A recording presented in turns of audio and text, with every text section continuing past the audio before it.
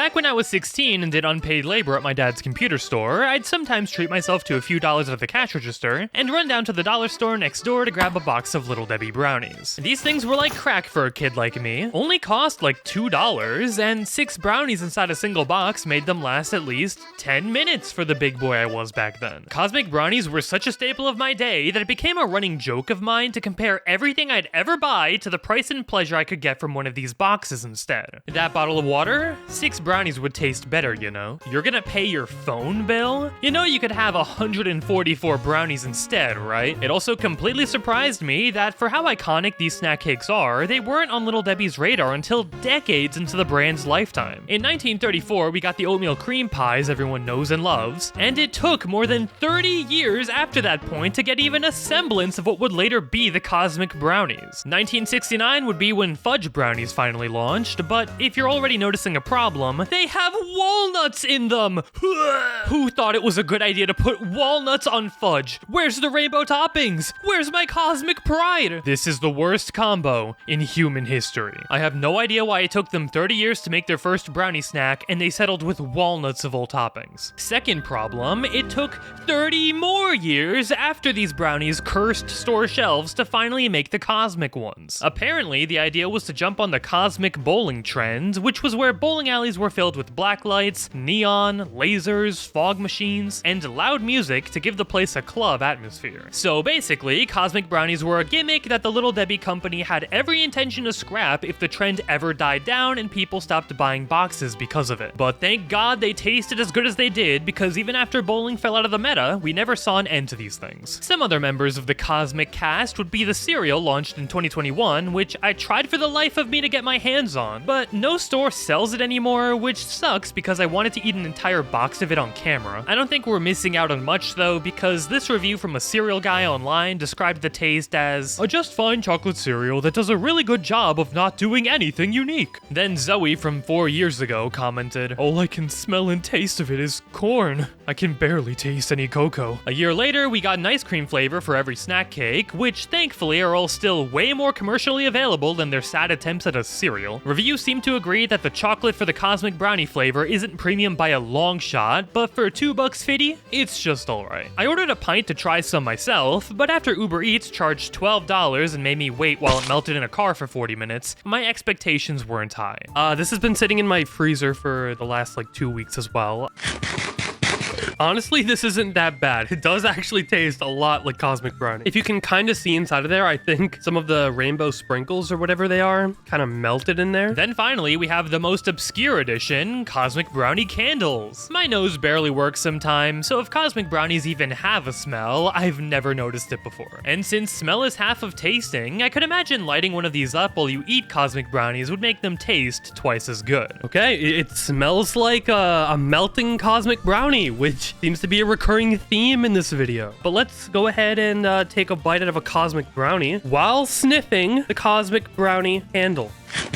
Okay, so I ate a cosmic brownie yesterday. I don't remember it being this sweet. You know, maybe this does work. Now, the original point of this video was that I thought cosmic brownies changed their recipe and screwed with the taste, but I bought a box and ate every brownie in one sitting before finishing this script, so that obviously wasn't the case. And if you want actual research, I checked the nutrition facts over the last 10 years and basically nothing has changed. The back of my mind is still nagging at me though, like I need to rebel against cosmic brownies for some reason other than them causing my childhood obesity. Turns out that looking for an answer would drag me down a multi-month rabbit hole learning about the McKee family name and all the absurd situations that gave rise to the Little Debbie brand we know today. If you'd rather keep your childlike whimsy intact and want to enjoy Little Debbie guilt-free, then click off this video now. But for everyone else, let's find out what these snack cakes are really hiding. Before that though, if there's two things my childhood had a lot of, it was artery-clogging snack cakes and failing to code anything while at my dad's PC store. I was so bad at it, and the dry manuals I had would make me gorge myself stressing over how sucky I was at following along. Honestly, the best way to learn things as tough as coding is to have fun while doing it, and that's where today's sponsor at boot.dev comes in. This would literally have been my dream website a decade ago, because boot.dev treats learning code like an RPG adventure. Complete coding quests for XP to level up, unlock chests by going on a winning spree, and spend the gems you'll find inside on consumables that help defeat each stage and keep your spree going. The Python courses I took on the website were also structured around developing a fantasy RPG game, which already gets you in the headspace of using what you learn to build things you'd actually want to play. Like I said, you can learn Python, but also JavaScript and so many more. Maybe once you finish, you can develop mods for some of your favorite games and make a bit of cash on the side. Who knows? There's demos of courses you can try out and a 30-day refund window if you're not having the absolute time of your life learning to code this way. Go to boot.dev and try out the courses for free. Then use my code, BLAINSIMPLE, to get 25% off your entire year if you choose the annual plan. Thanks to boot.dev for sponsoring, and let's get right back to overanalyzing some brownies. 1905. The year Einstein came up with E=mc², Las Vegas got founded, and our story's protagonist, Othar, was born. After Othar's mom passed away a few weeks after childbirth, his father, now neck-deep in other children to take care of, begged anybody to take the new baby off his hands. Thankfully, the McKee household was grieving the loss of one of their own children and gladly adopted Othar to make up for the loss. In less than a year, though, Othar's biological father somehow found a woman who was not only willing to marry him in less than a year, but also down to raise 5 kids that weren't her own. 6 if you count that afterwards, Othar's biological father tried to get him back. The McKee family were all like, "Nuh-uh-uh, this is our baby now," and moved 10 miles away so they wouldn't be pestered about it anymore. Cars still weren't common yet, so if people couldn't walk from their house to your doorstep, you'd probably never know about them ever. Finis McKee, Othar's new father, was a devoted Seventh-day Adventist, which is a denomination of Christianity. We'll dive more into what that means for the fate of sugary snacks later, but for right now, the only reason we have any easy-to-process info on the McKee family history is because the Seventh-day Adventist website wanted to promote the family's success story and promote their religion on the sidelines. So thanks to them, most of this info was easy to scrounge up, but keep in mind there might be some religious biases here and there. Othar was about 15 when he'd become a door-to-door salesman for a book called Bible Footlights. It's a bit ironic that the kid still couldn't read, and coupled with a bad stutter, his new mom gave him 2 weeks before he'd be back completely broke. Thankfully, with his parents' faith in the Lord and $30,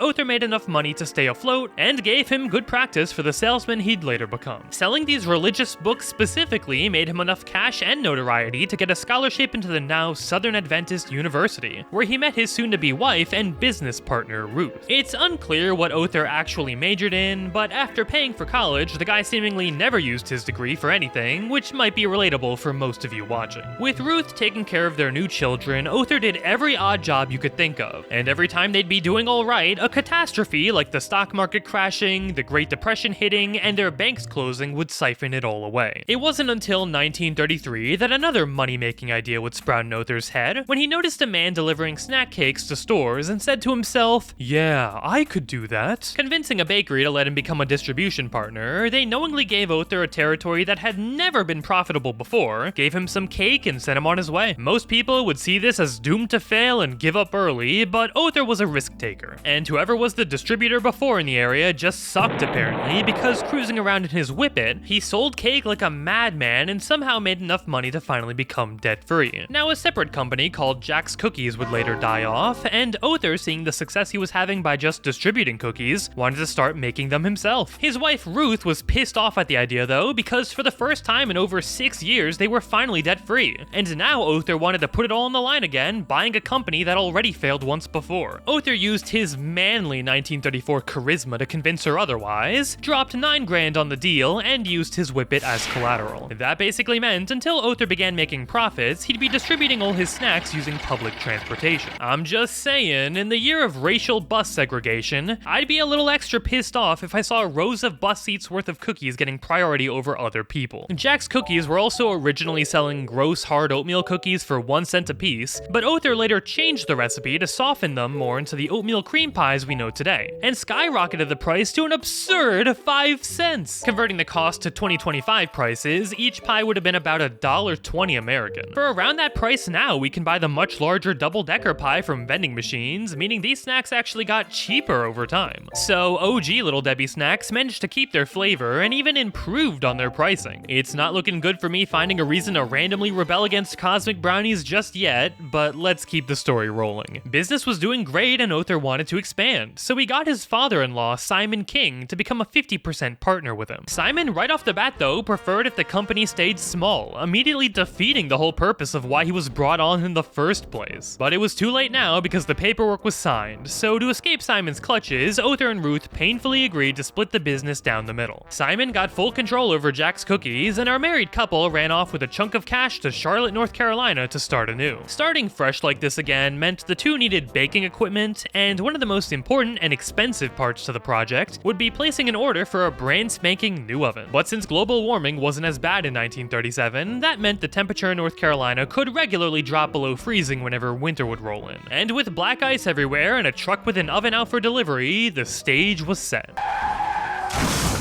The truck had crashed and destroyed the uninsured oven. It would cost a ton to repair and would set the McKee's schedule months behind. Even after getting the oven fixed, the business now lacked the capital needed to finish the plant, forcing the McKee's once again into small-time gigs just to stay afloat. It took them literally outlasting the Great Depression for this nightmare to end, and when banks were finally back in action, the couple desperately took out a loan to finish their baking plant to kick things into high gear. And guess what? Profits were finally rolling back in, and maybe this time we could keep it this way. Othar was 43 years old now, though, and most likely due to the last decade of his life stressing him out, his stomach reacted and developed ulcers. Trying to retire, he made a deal with a guy named Herman to run his company with the intention to buy it over a span of 3 years. Herman doesn't last long in this story, though, because 2 years into the agreement, he already wanted out. The dude was running the business to financial ruin, and Othar had to leave retirement to, once again, pull his company out of the pits. He was able to stop the hemorrhaging losses,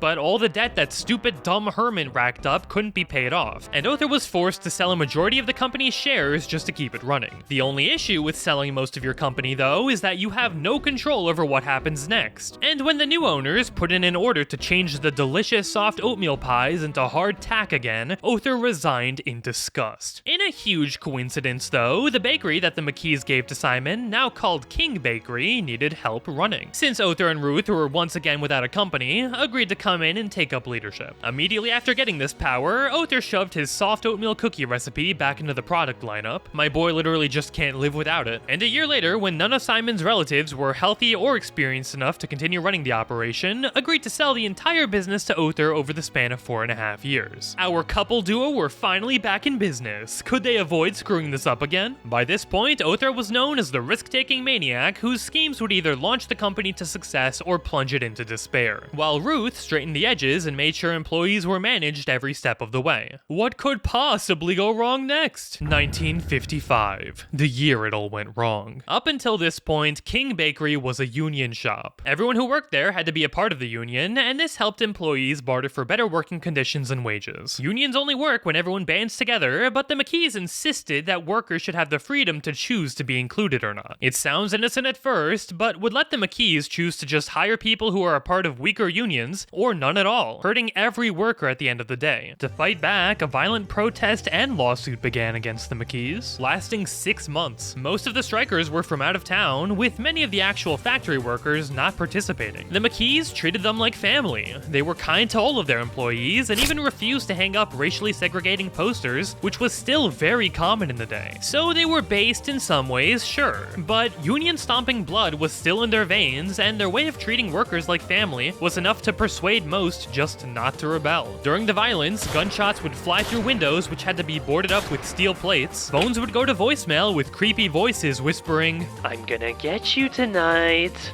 on the other line, and Othar was done with this whole thing and really just wanted to come to a compromise. This would be the first time that Ruth would insist on anything, though, and ask to hold out to take the lawsuit all the way. Then came the day where a judge would finally make a decision on the matter. The court rules in favor of King Bakery, finding that the closed shop clause unlawfully restricts the employer's rights to hire non-union workers. The McKees retain the right to negotiate with other unions, and the plaintiff's claims are dismissed. The people had lost, and as a result, the entire union involved with the bakery dissolved. The McKees now had full control over their employees and working conditions from then on out. Wow.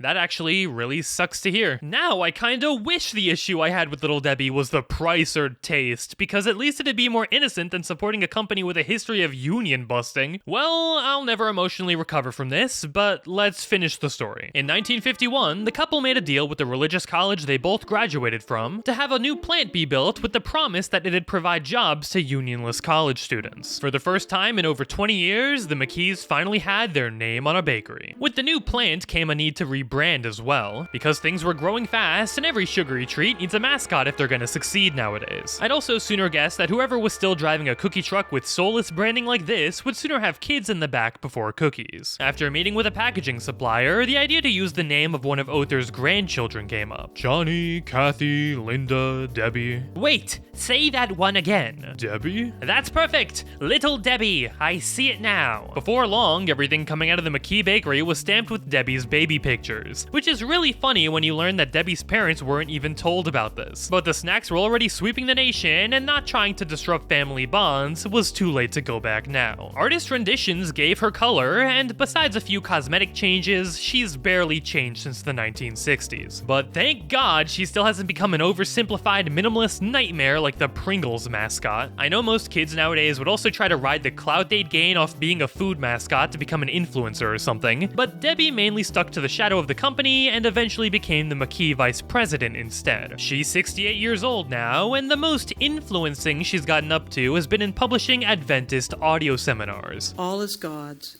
We must be committed to follow His instructions as shown and given to us. Every McKee family member that we've talked about up until now has been an active Seventh-day Adventist, or SDA for short, and since the company is still family-owned, means they bring those beliefs into the workplace. The company closes down between Friday and Saturday nights for worship, and sponsors like NASCAR would even be asked to remove all of their product logos while driving during SDA Sabbaths. 30% of profits were also at one point reported to be donated to the family's church to the giddy pleasure of the SDA website that helped organize all of this lore. And although that's generous and all, it's ironic that the Adventists are a very health-oriented denomination, promoting vegetarianism and discouraging processed and sugary foods. But most Little Debbie snacks are made of eggs and dairy, and a single vending machine cosmic brownie will set you up with 510 calories of heart-stopping goodness. If we're diving even deeper, some people take issue with SDA as a religion by saying that they look down on non-members, have a bad habit on shunning people who leave the church, and have strict rules like what medical treatments you can take, what music you can like, and dances you can perform. Sorry, but if you're banning me from blasting Fetty Wap in the church, then I just can't get down with that. So now that we're all up to speed with Oather and Ruth's religiously capitalistic company, we can get back to the question that started this all. Am I still gonna eat cosmic brownies? Well, that segment on union busting kind of upset my stomach. That, or it was the tray of brownies and pint of ice cream I just downed, so one way or another, maybe I should lay off for a while. I guess in the future, I'll swap to the Pillsbury Doughboys weird-looking chocolate spiderweb brownies. He looks absolutely demonic on this box, but at least people aren't shooting through his factory windows. Blaine never simple, and if you excuse me, I have a cosmic bowling event to attend.